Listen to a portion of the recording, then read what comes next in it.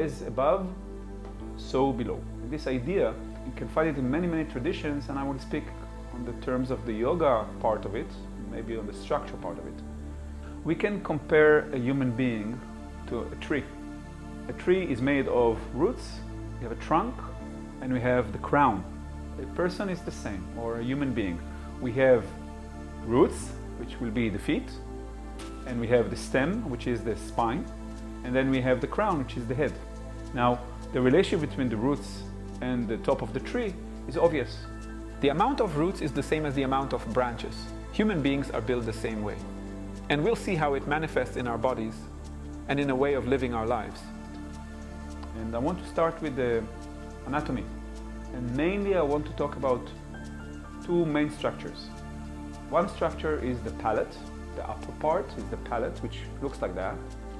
And the lower part is the pelvic floor, which looks like that, like a hammock.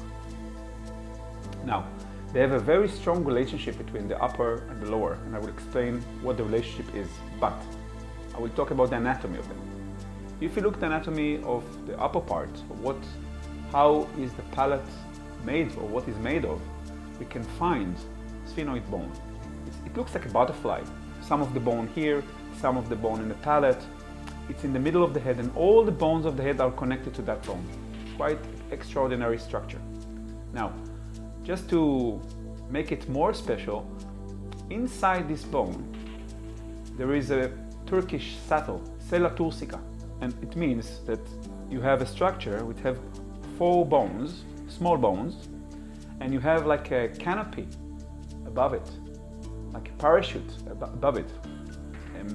And inside this structure sits the master gland of the body, the pituitary gland. It sits inside this structure. Now, the pituitary gland secretes hormones, and hormones relates to mood, I will say, or mind, or what we feel. This is one part, is the sphenoid. If you look, it looks like a butterfly.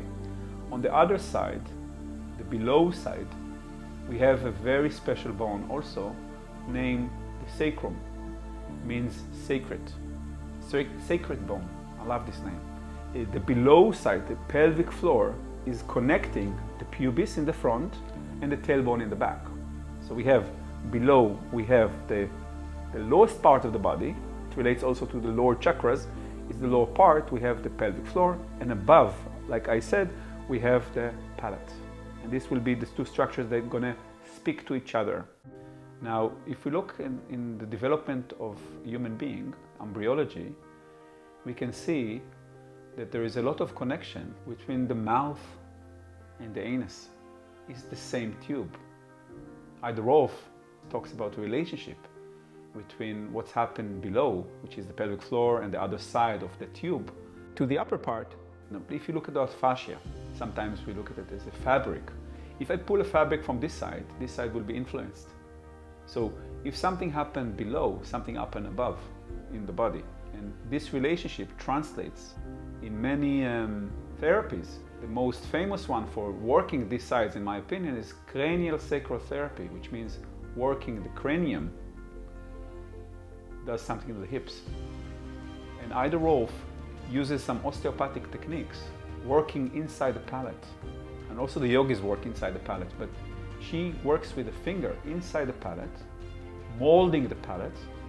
And what she says, and I saw it happening, the moment you open someone's palate or jaw, the hips releases.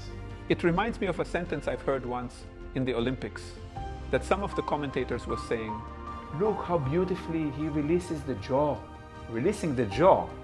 I was like, yeah, releasing the jaw. We release the hips, so you can run better if your jaw is relaxed. Now, there's a very famous technique in yoga and in Taoism, mostly in Taoism, it's called the inner smile, which means if you learn how to relax the sides of the mouth to the sides of the ears, like Mona Lisa smile, my teacher called it, from here to here there's a little smile, it releases your palate. What happens if you release the palate? The hips will release and the energy flows better. Tension is released. Okay? We tend to clench the jaw and hips because of fight or flight mechanism. So the moment I want to come to the other side of the nervous system is the parasympathetic nervous system. It's more relaxed nervous system, rest and digest nervous system. I need to learn or to do something about the tension that has created inside the mouth, inside the jaw, and the tension created in the hips. The moment I learned how to release it, my nervous system gets influenced immediately. Now, in yoga, there is a force which yogis call prana, which is the energy that activates life. You digest the food, nobody taught you how to digest. You breathe, nobody taught you how to breathe. Life operates without you doing anything about it. The yogis talk about this energy, prana, force of life. They categorize it into two main forces. There is a force that sits in the lower part, it's called apana, and there is a force that's in charge of the upper part, it's called prana. The center of apana is the anus, and the center of prana is the heart. Everything that comes out of the body, this is apana. Prana is the intake. Yeah? So we have an intake, prana, sun, air, food, or water, and something that comes out. Now, if you have a good relation with prana and apana, that means health. And yogis learn how to manipulate and arrange these two energies to keep them in balance and harmony. Very interesting structure in the yogic terms, which two words, one is amrita and the other one is agni.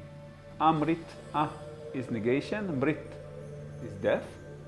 Amrit is the liquid of immortality. Agni is a god of fire, and it is also a kind of digestive fire in our body.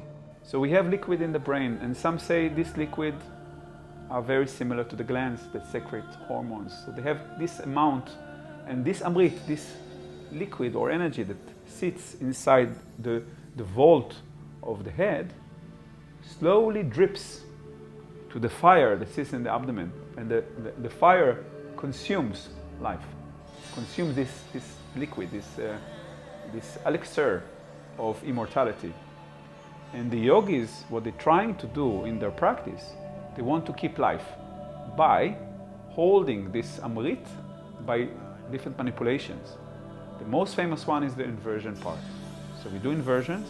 It's called bindu dharana, holding of that energy, holding of the energy of life by flipping it over, which means the liquid or the amrita cannot drop down to the fire because it's upside down.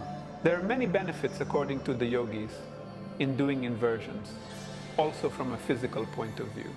It brings a lot of blood to the brain, it's very healthy, it's very restorative. Iyengar calls it restorative poses. It gives you energy, it brings you back.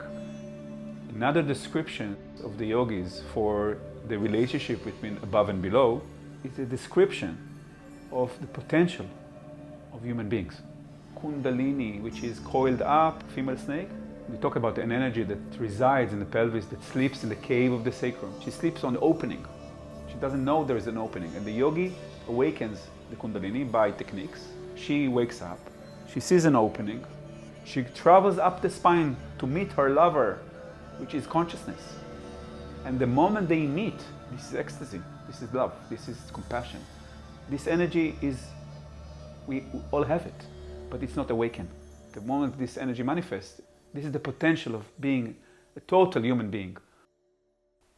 We talk about the idea of above and below, and the translation of these ideas also relates to the breath. So inhalation, if you look at it, inhalation goes from below up. That will be the pattern of prana, the pattern of flowering, the pattern of the branches, of top of the tree. That will be inhalation. And exhalation, taking breath out, the energy is moving down. So the moment I exhale, the energy moves down. Let go. It's the let go quality goes down. So all the time we go up with inhalation to the tree, up to the tree, and exhale back to the roots. And this relationship is usually not balanced. Many people have one quality, either the inhaler or exhaler. The exhaler person is very good with letting go, with sitting relaxed on the chair, on the sofa at home. This is the exhaler. The inhaler, ambitious and energetic, is relating more up. The shoulders will be up, they are inhaling better. And we want to find how to balance this inhalation and exhalation, and the yogis took that to a very high level. They used the inhalation and exhalation to create a state of mind. Or stopping the inhalation and exhalation will create some sort of balance. So we want to balance inhale and exhale. Yogis use sometimes rhythms of inhalation and exhalation to create a state of mind. The most famous one, pranayama, what the yogis do, most of the techniques talk about doubling the exhalation. That means I inhale for 4 seconds, I exhale for 8 seconds, and after doing it for a few rounds, the person will be more relaxed because they prolong their exhalation. So we talked about the relationship between the lower part and the upper part, and it reflects also in the world today. People are a lot with the eyes and the phone and the shoulders and the computer. We don't walk anymore, and we have a bad relationship with the earth. Some people say we have a bad relationship with the earth because of the shoes. We're not walking on the earth, we're not feeling the earth, we're not relating to the earth.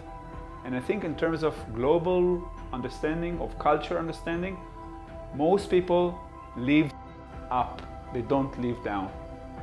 That creates a lot of problems. First, the human beings are destroying the world because they have no connection to the earth, they're destroying it, they're not paying attention to it.